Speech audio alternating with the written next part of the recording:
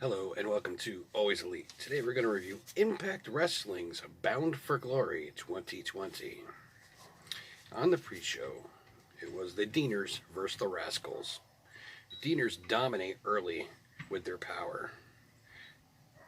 Later on, the Rascals use their speed to rock the Deaners, but the Deaners with the T2G and pick up the win. Then also on the pre-show, we get The Rock, yes, Dwayne Johnson, inducts Ken Shamrock into the Impact Hall of Fame. I don't know, let me know in the comments below if that's cool or not. I thought it was awesome.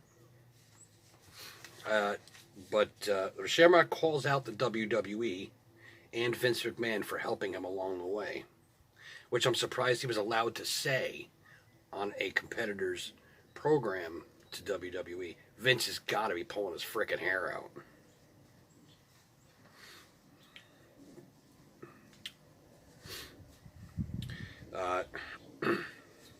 Then we get into the main card. The first match on the card was a six-way intergender scramble match for the X Division Championship.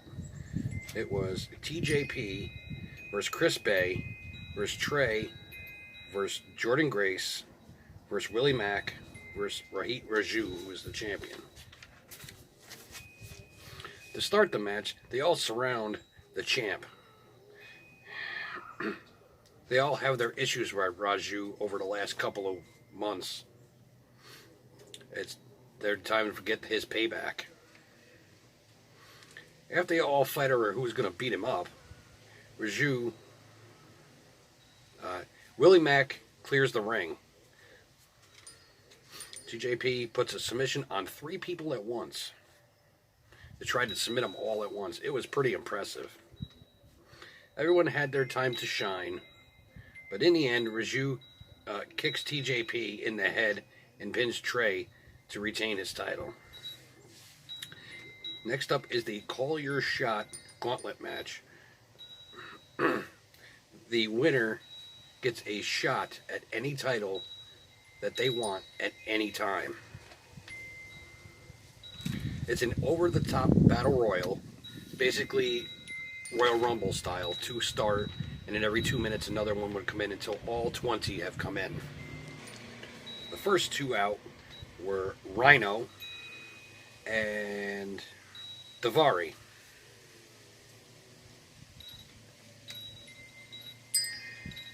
Then, after the 2 minutes, nobody was eliminated. It was Larry D. Then it was Crazy Steve. Then AC Romero. But there's no eliminations at this point yet. Next out is Tennille Dashwood. Then Havoc. Caleb Dashwood's photographer gets into the ring and basically gets eliminated over the top rope. It didn't count, so as far as I know, it didn't count. Next out, it was Brian Myers. The first elim belongs to Myers, who eliminates Crazy Steve. Next out was Swoggle. Swoggle eliminates Daivari. Myers eliminates Swoggle immediately after that. Next out is Tommy Dreamer. Then it's Alicia Edwards comes out. Myers eliminates Dreamer and Alicia in quick order. Then it's Kira Hogan. Myers eliminates Dashwood. Then Taya Valkyrie comes out. Next out is Fallah Bahh. Havoc eliminates Hogan. Taya eliminates Havoc right after. Next out is the returning James Storm, the Cowboy.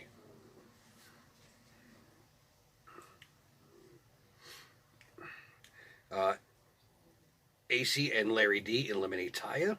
Storm eliminates Larry D. Then next out was Adam Thornstowe.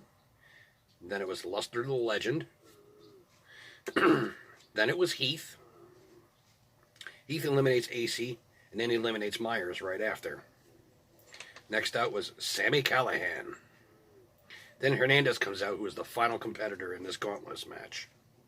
Hernandez eliminates Fallah Bahh. Hernandez eliminates himself, because him and the Fallah have a feud going on, where Fallah stole a wad of his money. So he just wanted his money back. Let's see. Then Rhino eliminates Thornstowe. Then Rhino eliminates Luster.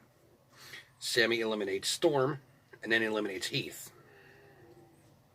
So it's Sammy and Rhino, and now in a one-on-one match. Pinfall or submission. Or DQ, I guess. Rhino hits a gore and pins Sammy to win the Call Your Shot Gauntlet match. In doing so, he saves his job, and Heath gets a contract with Impact Wrestling. Also, Rhino also gets his shot at any title he wants at any time.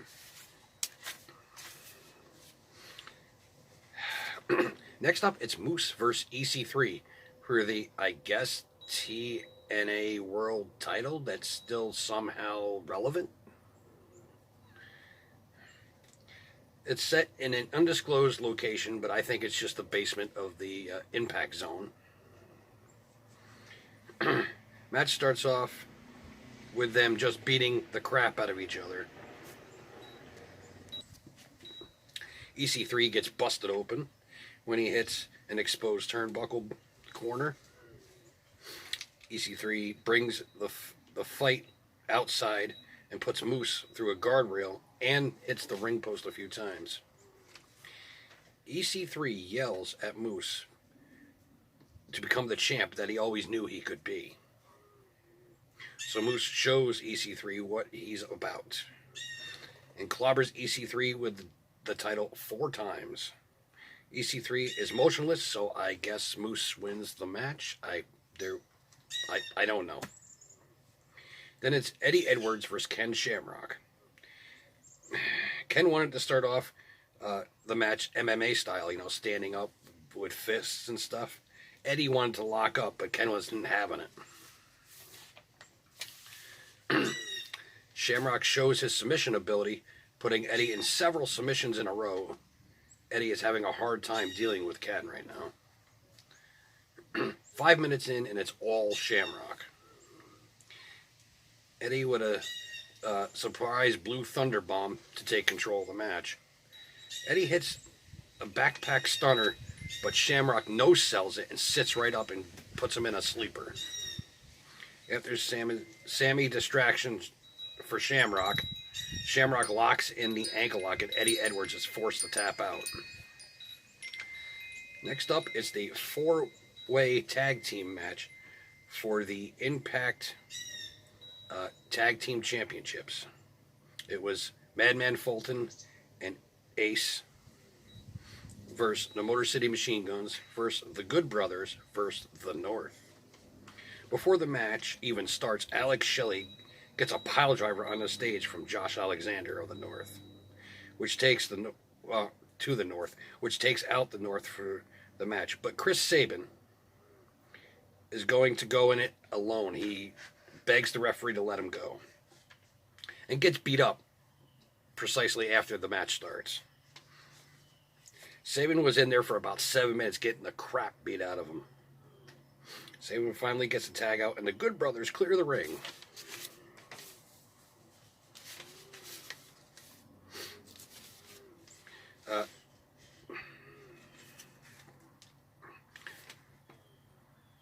Josh breaks free of the Magic Killer from the Good Brothers. Carl gets hit by the title belt by Paige, and the North win the Tag Team Championships. Then it's the Knockouts Championship match. It's Deonna Purrazzo versus Kylie Ray. But Kylie doesn't come out for some reason. Don't know what it is. But Deonna says she's going to defend her title anyway, so she challenges anybody, man or woman, for the title.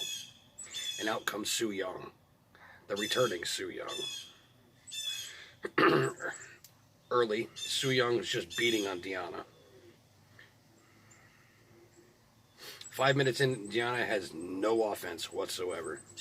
She doesn't know what to make of Su Yung. She wasn't prepared to face her. Deonna with a nice submission, but Su Yung won't give up. Su Yung hits a nasty move but the ref is down, so there's no count. In the end, Su Yung hits the panic switch and wins the Knockouts Championship. Then it's main event time, folks, for the Impact World Title match between Eric Young and Rich Swann. Right from the bell, Eric tries to attack Swann's leg, which he broke several months ago, quite a bit.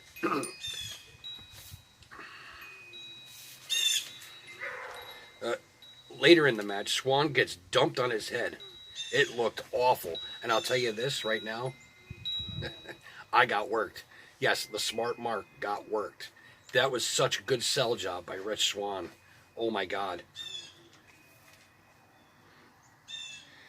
It looked like he got a pinched nerve the way he was selling it, but it was pretty cool. Eric takes advantage, beats on Swann's neck. Eric's just beating up on Rich for over 8 minutes after that. But Rich will not quit. Eric slaps Swann, which awakens something in him. He just goes berserk on Eric. Later, Eric locks in a crossface, which is putting more pressure on Swann's neck, and it looked like Swann was about to tap out. In the end, Rich Swann with a Phoenix Splash and gets a 3 count, and Rich Swann becomes the new Impact World Champion. That's the end of the pay-per-view. Why don't you let me know what you thought in the comments below. Overall, this show was amazing, with the exception of the Gauntlet match, which was very predictable because of the caveat that was induced into it. So I already knew the result of that one. But the rest of the entire show was great. I give it 5 out of 5. And until next time, always be elite.